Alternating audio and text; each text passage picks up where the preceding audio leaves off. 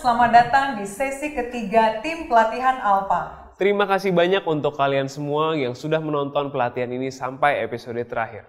Sesi ini akan membicarakan tentang akhir pekan Alpha dan pelayanan doa. Saya senang sekali mengikuti akhir pekan Alpha dan momen berdoa itu terasa menyenangkan.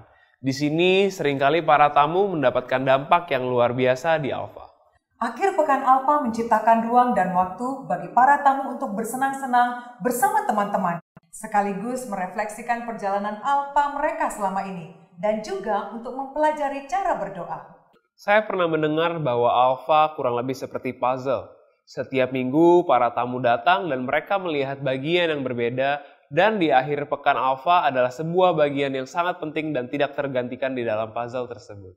Ini adalah kesempatan bagi para tamu untuk mengerti siapa itu Roh Kudus dan apa yang Roh Kudus lakukan. Hal ini menjadi kesempatan bagi mereka untuk mengalami bagaimana dipenuhi oleh Roh Kudus dan kasih Tuhan.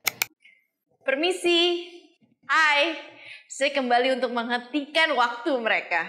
Ya, karena saya punya kemampuan untuk melakukan itu. Oke, sekarang yang mau saya lakukan adalah memberi beberapa detail mengenai akhir pekan Alpha. Banyak orang mengatakan bahwa akhir pekan Alpha adalah bagian terbaik dari Alpha, karena Anda memiliki kesempatan untuk melupakan sejenak kesibukan sehari-hari. Di sana, Anda dapat bergaul dengan teman-teman Anda yang berada di Alpha dan bersenang-senang. Anda dapat melakukan akhir pekan Alpha selama 1-2 hari. Pergi saja ke pusat retret. Tidak harus mewah, hanya sesuatu yang berbeda dari tempat yang biasa kelompok Anda datangi. Dan juga tidak harus mahal. Salah satu tantangan yang paling umum dalam perencanaan akhir pekan Alpha adalah bagaimana menjaga biaya tetap murah baik untuk tim maupun untuk para tamu. Dan disinilah Anda bisa menjadi kreatif. Mungkin gereja Anda dapat membantu dengan sebagian biaya, atau mungkin ada beberapa orang yang Anda kenal dapat memberikan donasi. Beginilah jadwal akhir pekan Alpha. Akhir pekan Alpha sering dilakukan dari Jumat malam hingga hari Sabtu. Bahkan ada yang sampai hari Minggu. Hal ini dilakukan agar dapat melakukan 3 sesi, kemudian dapat memberikan kesempatan bagi kita semua untuk bersantai, bersenang-senang, dan untuk berdoa bersama. Jika Anda ingin melakukan akhir pekan Alpha selama 2 hari, mulailah periksa kalender Anda. Panduan detail mengenai persiapan akhir pekan Alpha dapat Anda baca di panduan mingguan tim Alpha. Tetapi akhir pekan Alpha lebih dari sekedar menjalankan sesi per sesi. Akhir pekan Alpha diisi dengan waktu untuk bersenang-senang, bersantai, dan tersedianya makanan enak. Baik, saatnya untuk meluangkan waktu sejenak untuk berdiskusi mengenai bagaimana membuat akhir pekan Alpha Anda menjadi menarik. Diskusikanlah hal-hal seperti kapan Anda akan melakukannya, di mana lokasinya, apakah Anda perlu membawa celana renang, ya hal-hal penting semacam itu. Jika Anda belum memiliki detail tersebut, tidak apa-apa. Luangkan waktu untuk mendiskusikannya sebagai kelompok. Oke, waktu diskusi dimulai.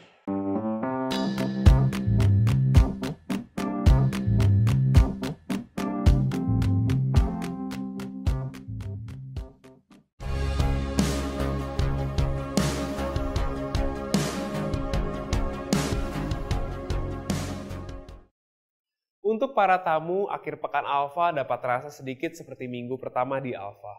Mungkin beberapa orang merasa sedikit gugup dan beberapa ada juga yang merasa sangat bersemangat.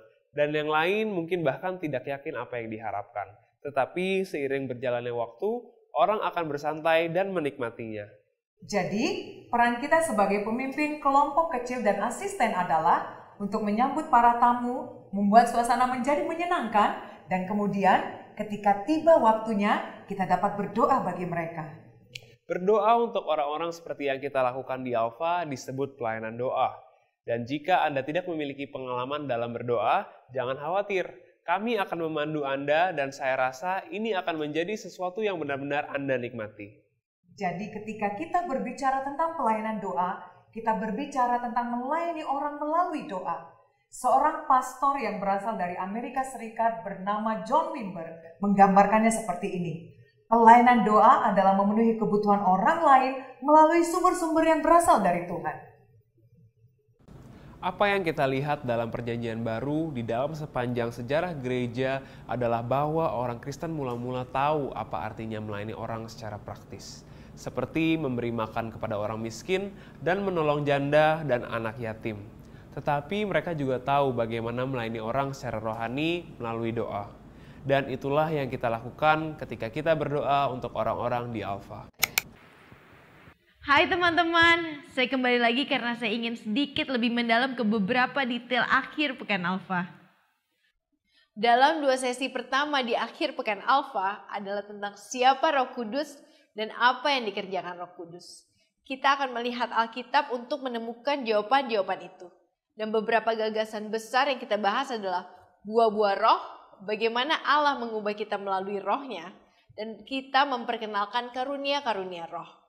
Dan karena subjek karunia roh dapat menjadi ide baru bagi sebagian orang, banyak kelompok kecil telah menemukan itu berguna dengan melihat 1 Korintus 12 ayat 4-11 yang merupakan bagian yang berbicara tentang karunia roh. Dan melihat bagian Alkitab ini sangat membantu bagi kelompok untuk melihat sendiri dan memiliki kesempatan untuk membahasnya dan mengajukan pertanyaan. Perikop kitab ini menyebutkan sejumlah karunia roh dan hal yang paling banyak dibahas adalah mengenai karunia bernubuat dan karunia berbahasa lidah. Dan ketika berbicara soal karunia roh, ada 2 ekstrim yang kemungkinan besar bisa terjadi.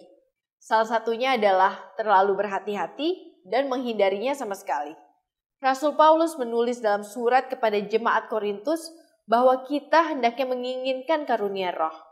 Tetapi ada ekstrim yang kedua, yaitu terlalu fokus kepada salah satu di antara karunia roh tersebut. Rasul Paulus menyatakan dalam pasal yang sama, hal itu dapat menyebabkan kekacauan atau kebingungan. Dan seringkali kita berasumsi bahwa tamu mungkin paling tidak nyaman jika berbicara tentang karunia roh. Tetapi dalam pengalaman saya di Alpha, para tamu tertarik untuk menjelajahi percakapan ini. Dan Anda mungkin bertanya-tanya, mengapa kita repot-repot membicarakan hal ini? Nah, alasannya adalah bahwa dalam Perjanjian Baru, khususnya kitab Kisah Para Rasul, karunia berbicara dalam bahasa lidah secara khusus seringkali merupakan karunia supranatural yang lebih terlihat orang-orang terima ketika mereka dipenuhi oleh Roh Kudus. Dalam 1 Korintus 14, Rasul Paulus mengatakan bahwa dia ingin setiap orang berbicara dalam bahasa lidah. Tetapi itu bukan karunia roh yang paling penting. Tidak semua orang Kristen berbicara dalam bahasa lidah dan itu bukan tanda menjadi orang Kristen. Jadi untuk lebih jelas, keinginan kita untuk tamu di Alpha bukanlah tentang satu karunia roh tertentu. Harapan kita adalah bahwa mereka akan mengalami kasih dan sukacita Allah dan kedamaian secara pribadi. Bahwa oleh rohnya, Allah akan menegaskan di hati mereka bahwa mereka adalah anak-anaknya sendiri. Dan ketika Anda melihat hal itu terjadi, Anda dapat melihat Tuhan mencurahkan kasih-Nya ke dalam hati setiap orang. Tidak ada yang bisa seperti itu. Saya yakin kalian akan benar-benar menyukai ini. Wah, baiklah. Kita berhasil melewati banyak konten. Saya merasa sangat diberkati. Dan sepertinya saya sedikit kehabisan nafas dan memerlukan istirahat. Jadi saya akan memberikannya kembali kepada teman-teman saya ini. Untuk memberi Anda beberapa rincian lebih lanjut dan saya akan bergabung dengan kalian dalam 1 menit untuk pertanyaan diskusi lainnya. Baik, kembalikan ke kalian. Tombolnya, hampir lupa. Perjanjian Baru mengajarkan bahwa setiap orang Kristen memiliki Roh Kudus yang hidup di dalam mereka. Tetapi itu juga mengajarkan bahwa sebagai orang Kristen kita dapat dipenuhi oleh Roh Kudus. Paulus menulis kepada jemaat di Efesus, dan janganlah kamu mabuk oleh anggur, karena anggur menimbulkan hawa nafsu, tetapi hendaklah kamu penuh dengan roh. Francis Chan menulis dalam bukunya Forgotten God, intinya dipenuhi oleh Roh Kudus bukanlah tindakan satu kali. Dipenuhi oleh Roh Kudus tidak dibatasi pada hari di mana kita bertemu dengan Kristus pertama kali. Sebaliknya, melalui Alkitab yang kita baca, tentang sebuah hubungan yang memanggil kita untuk terus-menerus mengejar Roh Kudus. Dan itulah sikap yang kita ingin miliki, kita ingin mengejar semua yang Tuhan miliki untuk kita. Pastor Raniero Cantalamessa, yang tugasnya adalah menjadi pengkhotbah pribadi Paus, berkata, Tuhan ingin memberikan Roh Kudus-Nya dan mencari setiap kesempatan untuk dapat melakukannya. Jadi kami berdoa doa paling kuno di gereja, Veni Sancte Spiritus, datanglah Roh Kudus. Doa ini dapat menyentuh hati pada saat waktu berdoa di akhir pekan Alfa. Ketika kita berdoa, datanglah ya Roh Kudus, kita tidak meminta Tuhan untuk datang seolah-olah Dia belum ada di sini. Kita mengakui bahwa kehadirannya ada bersama kita dan kita menyambutnya untuk datang dan bekerja dalam hidup kita. Dan ketika kita berdoa, tidak ada formula ajaib. Ini adalah tentang sikap hati kita. Yesus berkata bahwa ketika kita berdoa untuk Roh Kudus, kita dapat berdoa dengan harapan bahwa Roh Kudus akan datang. Dalam Lukas 11 ayat 10 dia berkata, karena setiap orang yang meminta, menerima, dan setiap orang yang mencari, mendapat, dan setiap orang yang mengetuk, baginya pintu dibukakan. Kemudian dia melanjutkan dengan berkata, Ia akan memberikan Roh Kudus kepada mereka yang meminta kepadanya. Oke, saya ingin kalian mengambil beberapa menit untuk mendiskusikan sesuatu dalam kelompok kecil. Banyak dari Anda akan mengingat momen-momen besar seperti apa yang terjadi di akhir pekan Alfa. Mungkin Anda sudah pernah mengikuti akhir pekan Alfa sebelumnya, atau Anda telah mengalami doa seperti yang kami gambarkan di sebuah konferensi atau dalam kebaktian gereja. Jadi sekarang, luangkan waktu untuk membagikan pengalaman tersebut dan bagaimana mereka mempengaruhi hidup Anda. Ini juga merupakan peluang bagus untuk membicarakan pertanyaan apapun yang mungkin kalian miliki tentang apa yang sudah kita bicarakan. Oke, waktunya berdiskusi.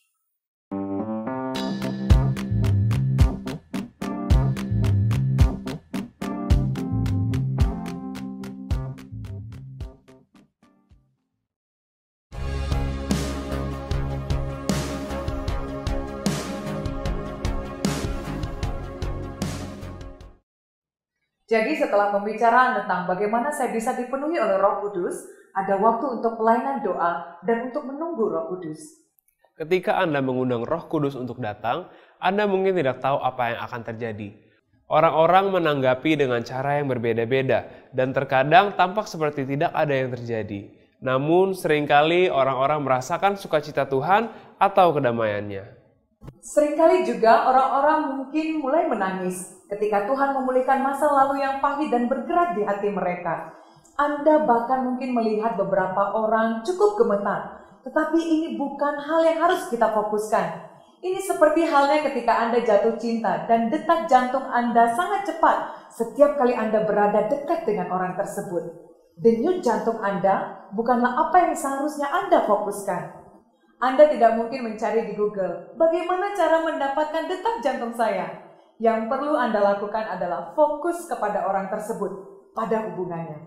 Jadi tanggapan apa yang terjadi di luar terhadap Roh Kudus bukanlah fokus utama. Yang penting adalah pengalaman kasih akan Tuhan.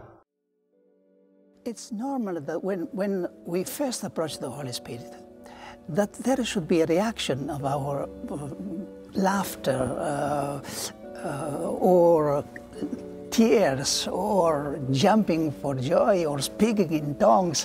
St. Paul says in the letter to the Ephesians, don't be drunk with alcohol, with wine, but be filled with the Holy Spirit. So somehow he says that the effect of the coming of the Holy Spirit are like being intoxicated. This is a very special kind of intoxication which makes people stable, not trembling.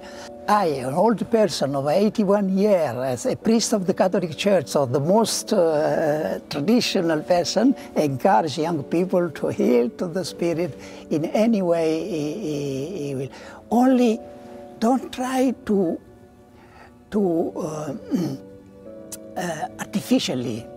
artificially provoke emotions, or don't be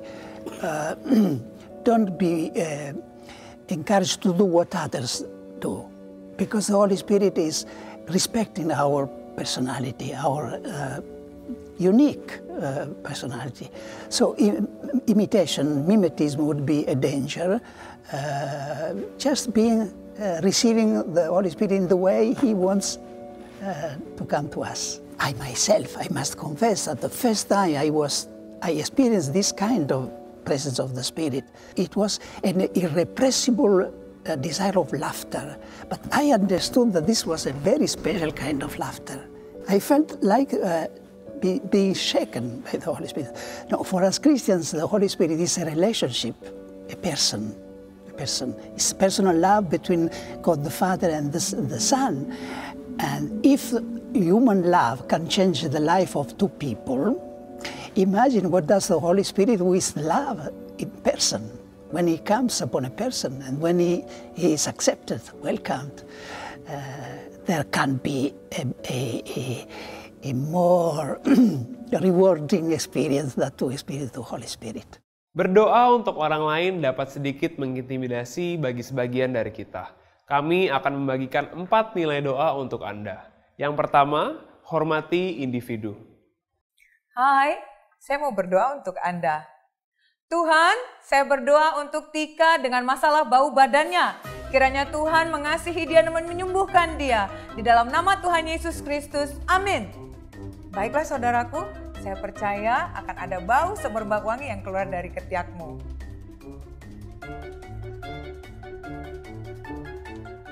Ya, itu adalah contoh paling buruk untuk mendoakan orang lain. Setiap orang berharga, diciptakan menurut gambar Allah dan sangat dikasihi oleh Tuhan. Jadi kita tidak ingin orang tersebut merasa tertekan atau tidak nyaman. Kita tidak meminta orang untuk maju ke depan untuk berdoa, kita hanya menawarkan doa untuk mereka. Jadi, penting untuk memastikan bahwa Anda duduk di dekat kelompok Anda sebelum sesi dimulai. Dan kita mengingatkan bahwa laki-laki harus berdoa dengan laki-laki dan perempuan berdoa dengan perempuan supaya orang-orang lebih nyaman dan tenang. Tanyakan kepada orang itu apakah mereka ingin didoakan. Dan jika mereka berkata tidak, itu tidak apa-apa. Jangan tersinggung. Akan ada peluang lain bagi mereka untuk menerima doa jika mereka mau. Dan jika mereka mengatakan iya, maka tanyakan apakah ada sesuatu yang spesifik yang dapat Anda doakan. Mungkin mereka belum menyerahkan hidup mereka kepada Kristus, tetapi ingin menyerahkannya pada titik ini. Jika mereka sudah merasa siap, Anda dapat membantu mereka dengan memimpin mereka dalam doa yang sederhana. Mohon maaf, terima kasih, undang. Mohon maaf atas kesalahan yang saya lakukan di masa lalu. Terima kasih telah mati untuk saya atas kasih dan pengampunanmu. Saya mengundang engkau sebagai juru selamat dalam hidup saya. Mereka mungkin menginginkan doa untuk sesuatu yang sangat pribadi. Dan jika demikian, hanya yakinkan mereka bahwa Tuhan tahu dan peduli. Dan kemudian berdoalah untuk mereka dengan sungguh-sungguh. Jangan berdoa terlalu keras ataupun menceritakan cerita yang dibagikan kepada Anda, walaupun itu hanya sebagai permintaan doa. Ada satu pengecualian untuk hal ini. Jika seseorang memberitahu Anda bahwa mereka telah menyakiti orang lain atau mereka sendiri dalam bahaya atau mengalami pelecehan, beritahu orang itu bahwa Anda tidak dapat menjanjikan kerahasiaan dan bahwa Anda mungkin perlu memberitahu pemimpin atau pendeta secara keseluruhan. Dan sebelum Anda berdoa, Anda mungkin ingin bertanya apakah Anda dapat meletakkan tangan di bahu mereka saat Anda berdoa. Dan perjanjian baru berbicara tentang saling menumpangkan tangan ketika kita berdoa. Itu adalah cara peduli untuk memberitahu orang bahwa Anda ada untuk mendukung mereka. Tetapi ini pun dilakukan jika mereka merasa nyaman. Tips kedua kami adalah mengingat ayat Alkitab. Kita ingin kata-kata Tuhan membentuk cara kita berdoa. Jadi ketika kita berdoa untuk tamu di akhir pekan Alfa, kita berdoa bahwa mereka akan mengenal kasih Tuhan bagi mereka. Bahwa mereka akan mengalami kedamaian yang hanya Tuhan yang dapat berikan. Dan bahwa mereka akan mengalami kuasa Tuhan, mungkin melalui penyembuhan dan mujizat. Kita berdoa agar orang-orang akan dipenuhi dengan harapan dan mereka akan mengalami buah roh seperti sukacita, pengendalian diri, dan juga kasih. Pelayanan doa kebanyakannya tentang mendengarkan orang yang Anda doakan dan mendengarkan Tuhan.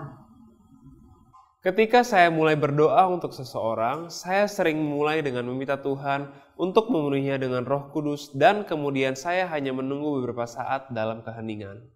Dan di saat-saat tenang, saya sering kali mendapatkan ide atau rasa dari apa yang dapat saya doakan untuk mereka. Saya bahkan mungkin mendapatkan gambar atau kata untuk dibagikan kepada mereka. Alkitab adalah panduan kita dan tolak ukur untuk melakukan ini. Jika Anda memiliki gambar atau kata, itu harus selalu sesuai dengan apa yang Alkitab ajarkan. Ingat, tujuan kita adalah memberi semangat dan menghibur. Sangat mudah untuk memiliki perasaan tentang sesuatu yang salah dalam kehidupan seseorang. Tetapi kita perlu menemukan kata-kata yang menguatkan mereka dan bukannya merendahkan mereka. Ya, misalnya jika Anda sedang berdoa dengan seseorang dan Anda merasa bahwa mereka berjuang untuk menerima pengampunan, Anda dapat mengingatkan mereka tentang suatu bagian dari firman Tuhan yang berbicara tentang belas kasih dan cinta Allah. Jika Anda berdoa dengan seseorang yang bergumul dengan rasa takut, Anda dapat mengingatkan mereka bahwa Tuhan bersama kita dan kita tidak perlu takut. Salah satu hal paling menggembirakan yang dapat Anda lakukan adalah membagikan bagian Alkitab tentang siapa Tuhan dan apa yang dijanjikan kepada kita. Anda mungkin berpikir, saya tidak tahu harus berdoa apa. Jadi, semakin Anda memenuhi hati dan pikiran Anda dengan firman Tuhan, semakin Tuhan dapat menggunakan kata-kata itu untuk membentuk doa Anda. Ketiga, bersandarlah pada Roh Kudus. Saya suka apa yang Rasul Paulus tulis dalam Roma 8 ayat yang ke-26. Dia berkata, demikian juga Roh membantu kita dalam kelemahan kita, sebab kita tidak tahu bagaimana sebenarnya harus berdoa, tetapi Roh sendiri berdoa untuk kita. Roh Kudus membantu kita untuk berdoa, sehingga memberi ruang baginya untuk memimpin dan membimbing Anda. Dan jangan takut keheningan saat Anda menunggu dan mendengar Allah. Berdoa di Alfa adalah sederhana dan lembut, tidak dengan nada suara tertentu ataupun menggunakan istilah yang terlalu rohani. Berdoalah dengan normal dan alami, dan perhatikan apa yang Tuhan lakukan. Saya cenderung menjaga mata saya terbuka ketika saya berdoa, sehingga saya dapat melihat apa yang terjadi dengan orang yang saya doakan. Dan setelah Anda berdoa untuk sementara waktu, Anda mungkin dapat bertanya kepada orang yang Anda doakan tentang apa yang mereka rasakan, dan ini akan membantu Anda mengetahui bagaimana harus melanjutkan doa. Dan kemudian tips keempat, ini sangat mirip dengan tips yang ketiga. Karena kita dapat mengandalkan Roh Kudus, kita juga dapat merasa nyaman dan mempercayai Tuhan. Ini adalah tentang mengingat bahwa Tuhanlah yang mengubah kehidupan orang-orang. Kita melakukan apa yang kita bisa dengan memberi ruang bagi orang-orang dan mengundang Tuhan untuk mengisi hati mereka. Dan kemudian kita menyerahkan hasilnya kepada Tuhan. Dialah satu-satunya yang sangat senang untuk mencurahkan rohnya pada anak-anaknya. Dalam Matius 7, Yesus berkata, mintalah, maka akan diberikan kepadamu. Jadi jika kita sudah meminta, maka kita dapat merasa nyaman dan percaya bahwa kita telah menerimanya. Semua orang akan memiliki kesan unik di akhir pekan Alfa. Di sesi-sesi akhir dalam kelompok kecil ada baiknya berbagi cerita dan pengalaman setiap orang pada saat sesi berdoa. Ini adalah kesempatan bagi orang untuk berbagi momen penting apapun yang mereka miliki. Saya senang sekali mendengar cerita tentang pengalaman orang pada akhir pekan Alfa. Ini salah satu momen penting di Alfa. Beberapa minggu setelah akhir pekan Alfa, ada sesi kesembuhan. Dan ini adalah kesempatan berikutnya untuk pelayanan doa. Saat itulah Anda dapat meluangkan waktu untuk berdoa bagi siapa saja di kelompok Anda yang ingin meminta kesembuhan kepada Tuhan. Saya menyukai malam ini di Alfa. Tuhan hadir dan orang-orang disembuhkan. Di salah satu Alfa pertama saya, seorang pria muda mengalami cedera di punggungnya dan Tuhan menyembuhkannya. Dia sangat bersemangat dan bersyukur karena dia mulai memberitahu semua orang apa yang telah terjadi. Dia meninggalkan ruangan untuk memanggil neneknya dan kemudian ketika dia kembali dia lebih bersemangat. Ini memulai reaksi kepada orang-orang untuk saling mendoakan. Ia disembuhkan. Itu sangat luar biasa. Namun kita menyadari ini tidak selalu terjadi. Saya tahu bahwa saya pernah kecewa ketika berdoa agar orang disembuhkan. Tetapi itu tidak menghentikan kita untuk terus berdoa. John Wimber pernah mengatakan bahwa ketika kita tidak berdoa untuk siapapun, tidak ada orang yang disembuhkan. Tetapi ketika Anda berdoa untuk semua orang, beberapa orang disembuhkan. Dan kenyataan itu membuat saya ingin terus berdoa. Saat Anda mempersiapkan sesi penyembuhan, luangkan waktu bersama tim Anda untuk bertanya kepada Tuhan apa yang ingin Dia sembuhkan dan kemudian bagikan kepada semua tamu apa yang Tuhan berikan untuk tim Anda. Kita biasanya mendengar cerita tentang bagaimana orang menanggapi kesempatan untuk menerima doa karena kebutuhan khusus mereka dalam daftar itu. Dan ketika kita memimpin sesi doa, pastikan itu sederhana dan pendek. Bahkan ketika orang-orang tidak disembuhkan pada saat itu, namun mereka tetap merasakan kasih Tuhan. Jadilah seperti pelayan. Anda menyampaikan pesanan kepada koki dan ini sama seperti di akhir pekan Alfa. Tidak perlu berlebihan.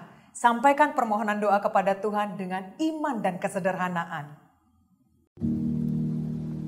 Di dalam waktu ini kita berdoa untuk tamu kita di akhir episode bagaimana saya bisa dipenuhi oleh Roh Kudus. Kami akan menunjukkan kepada Anda bagaimana Anda bisa berdoa untuk tamu Anda selama akhir pekan. Hai Luke, bolehkah saya berdoa untuk Anda? Boleh. Apakah Anda sudah pernah menerima Tuhan Yesus sebelumnya? Belum. Apakah Anda mau untuk menerima Tuhan Yesus dalam hidup Anda? Ya, saya mau. Bolehkah saya menaruh tangan saya di pundak ketika saya berdoa? Ya, boleh. Anda boleh mengikuti doa saya. Mari kita berdoa. Ya Tuhan. Ya Tuhan. Maafkan saya atas kesalahan saya selama ini. Maafkan saya atas kesalahan saya selama ini. Terima kasih karena Tuhan telah mati bagi saya, mencintai saya, dan mengampuni saya. Terima kasih karena Tuhan telah mati bagi saya, mencintai saya, dan mengampuni saya. Datanglah ke dalam hidup saya melalui Roh Kudus-Mu. Amin. Datanglah ke dalam hidup saya melalui Roh Kudus-Mu. Amin. Apakah ada hal lain yang boleh saya doakan? Ya, mungkin untuk keluarga saya. Oke, mari kita berdoa untuk keluarga Anda. Tuhan, kami berdoa untuk... Mari sekarang giliran Anda untuk berlatih berdoa dengan satu sama lain. Dan ketika Anda berdoa untuk satu sama lain, gunakan model doa yang kita gunakan sebelumnya.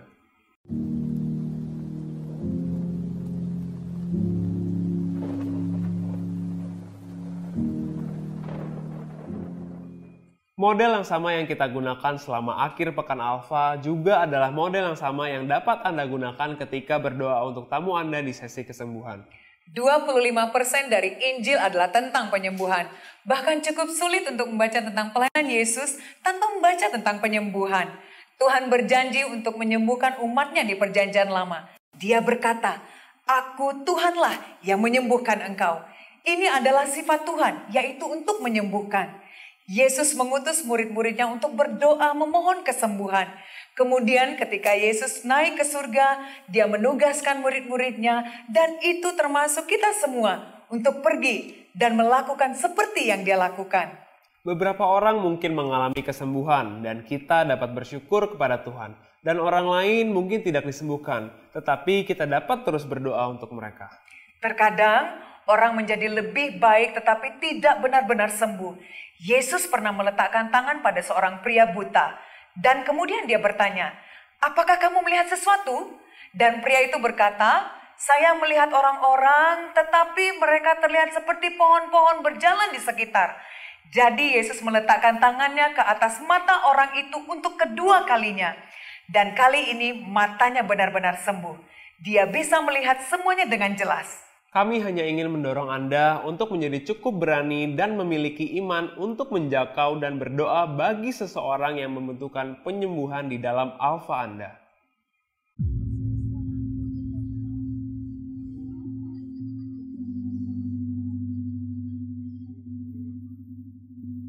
Katakanlah bahwa air melambangkan Roh Kudus dan spons mewakili Anda dan saya.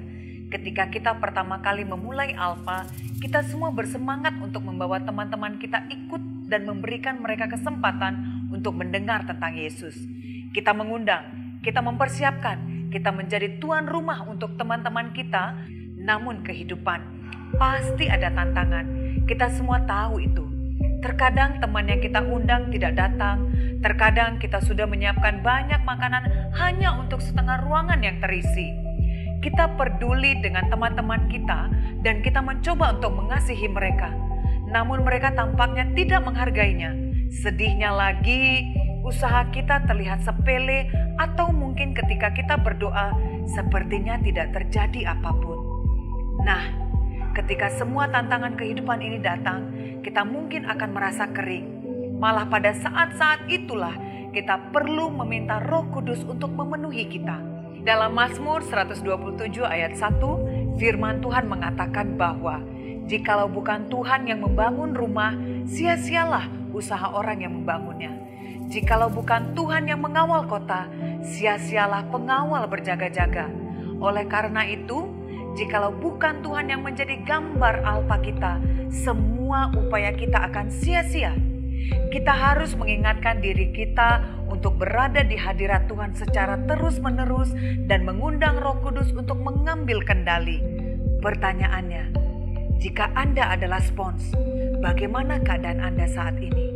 Terisi penuh, separuh terisi, atau kering?